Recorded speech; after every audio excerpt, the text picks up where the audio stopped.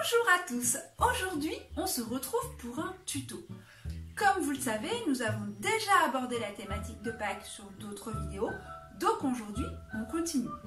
L'avantage de Pâques, c'est qu'il y a plein de choses à faire. Donc aujourd'hui on va être plus sur un côté un petit peu récup. Boîte, coquilles, plumes, et c'est une vidéo également que vous allez pouvoir faire avec des enfants, une création plutôt que vous allez pouvoir faire avec des enfants. Donc ne tarde pas, je vous dis ce dont vous avez besoin pour ce tuto. C'est parti!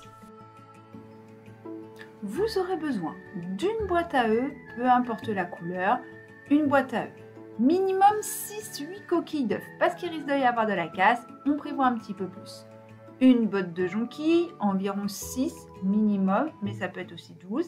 Des petites feuilles de lierre ou autre petit feuillage mais très fin.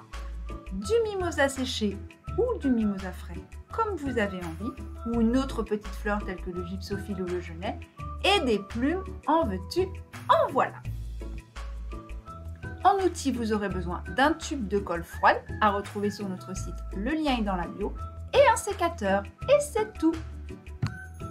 C'est parti, on commence. Donc vous allez prendre votre boîte à œufs et on va disposer à l'intérieur nos coquilles. Alors si possible des coquilles qui sont assez hautes pour que vous puissiez bien mettre de l'eau. Mais moi j'ai des coquilles un petit peu plus basses parce que j'en ai cassé quelques-unes, mais ça va également très bien fonctionner. Donc vous disposez tout simplement vos coquilles dans votre boîte. Le début est très simple. Ensuite, nous allons utiliser la colle froide. Donc c'est la colle spéciale fleur coupée que vous pouvez retrouver sur notre site pour coller notre mimosa. Donc comme je vous l'ai dit, moi j'ai choisi du mimosa, mais ça peut être du gypsophile, ça peut être du genêt, une petite fleur qui peut sécher. Donc moi je voulais les couleurs typiques Pâques, donc j'ai choisi le mimosa jaune. Donc on va découper nos petits bouts de mimosa et nous allons les coller après le long de nos coquilles. Comme vous pouvez le voir, c'est vraiment des petits bouts. J'ai vraiment pris ma tige principale et j'ai découpé petite tige par petite tige. Donc ensuite, je vais tout simplement mettre un petit peu de colle au pied de ma tige, où vous pouvez également rentrer la tige dans l'encolure de votre tube de colle et vous la disposez le long de la coquille. En fait, la colle va tenir aussi bien la coquille que la boîte, donc ce qui fait que ça va maintenir votre coquille dans votre boîte à œufs. Et ça, vous le faites où vous voulez. C'est-à-dire qu'il n'y a pas de lieu ou de façon de faire vraiment spécifique. Faites-vous plaisir pour que ça vous plaise. Moi, ce que je peux vous conseiller, c'est de mettre un coup vers l'extérieur de la boîte, un coup vers l'intérieur de la boîte, pour que vous ayez du mimosa un petit peu partout.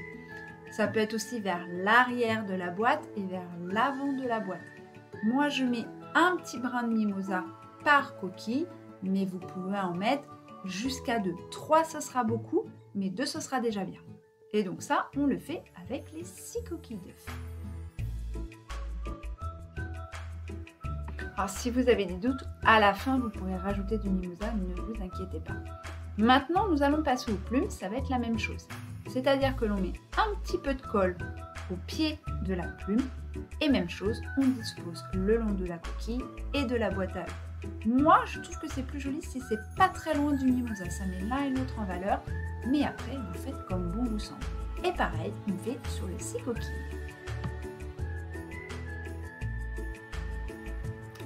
L'opération plume est maintenant terminée, donc nous allons mettre de l'eau dans nos coquilles d'œufs. Donc attention délicatement, puisqu'il ne faut pas mouiller la boîte à œufs, parce que sinon elle va devenir toute molle et ça ne tiendra pas. Donc on y va tout doucement. On remplit les 6. Donc un petit fond suffit, hein, ça ne sert à rien qu'il y en ait beaucoup. C'est vraiment pour que le fond de votre jonquille soit dans l'eau.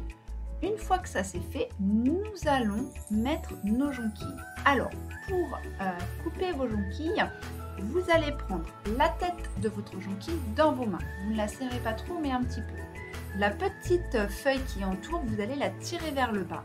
Et vous voyez qu'il y a un petit renflement quand vous touchez. C'est-à-dire que vous avez la fleur jaune, le petit renflement, et vous coupez juste après. Et après, vous positionnez tout simplement votre jonquille dans votre coquille d'œuf. Et on fait ça à chaque jonquille. Je tiens sur la petite feuille, je sens le petit renflement et je coupe après. Je vous laisse faire, moi je continue. Alors attention, vous allez peut-être avoir plus de jonquilles que de coquilles d'œufs. Si imaginons comme moi, j'ai 8 jonquilles, 6 coquilles d'œufs. Donc dans certains petites coques, je vais en mettre 2. Après, vous pouvez en mettre 2 dans toutes si vous voulez, en mettre une dans chaque. Peu importe, faites-vous plaisir. Comme à chaque fois, le principal, c'est que ça vous plaise. Maintenant, nous allons passer à nos petites feuilles de lierre. Donc là, tout simplement, le but est de mettre un petit peu de verdure, un petit peu de couleur, un petit peu de vie. Donc, vos tiges de lierre, vous les coupez de la hauteur de votre coquille d'œuf et vous la disposez dans votre coquille d'œuf. Il faut que votre jonquille repose un petit peu sur votre feuille de lierre pour que ce soit plus joli. Il ne faut pas que la feuille de lierre soit trop imposante, trop visible. Il faut que vous arriviez à trouver la petite nuance entre les deux. C'est vraiment pour maintenir et pour faire joli et mettre un petit peu plus de couleur. Moi, je mets une feuille dans chaque coquille, mais c'est pareil, ce n'est toujours pas obligatoire, c'est vous qui voyez. La feuille de lierre peut aussi aider à maintenir votre jonquille un petit peu plus droite.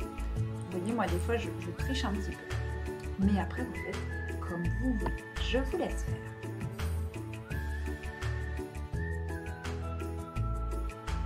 Cette étape étant terminée, nous allons pouvoir rajouter un petit peu si besoin. Et moi je trouve que ça manque un petit peu de mimosa. Donc vous allez simplement disposer votre mimosa dans vos petits coquilles d'œufs. Donc cette fois-ci, il sera dans l'eau, c'est pas grave.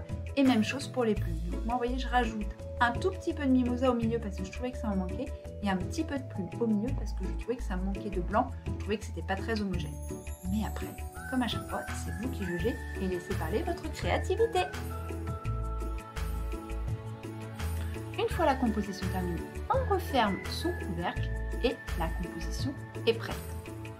Je vous fais voir la composition d'un petit peu plus près et de face.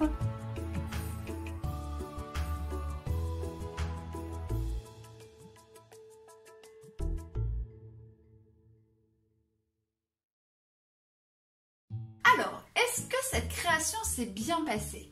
Avez-vous fait de la casse? Avez-vous cassé des œufs? Alors, vous ne le voyez pas sur la vidéo, mais vous inquiétez pas, j'en ai cassé aussi. Donc, vous avez tout à fait le droit. J'espère en tout cas que vous avez passé un bon moment. Si vous l'avez fait avec des enfants, que tout s'est bien passé. Et surtout, comme d'habitude, que le résultat vous plaise et que vous ayez pris un moment pour vous poser et vous évader le temps de cette création. Je vous dis à la semaine prochaine et n'oubliez pas que si ce n'est pas déjà fait, à vous abonner à la chaîne en appuyant sur la petite cloche en plus pour recevoir une notification dès que je publierai une prochaine vidéo. Je vous dis à bientôt pour de nouvelles aventures florales.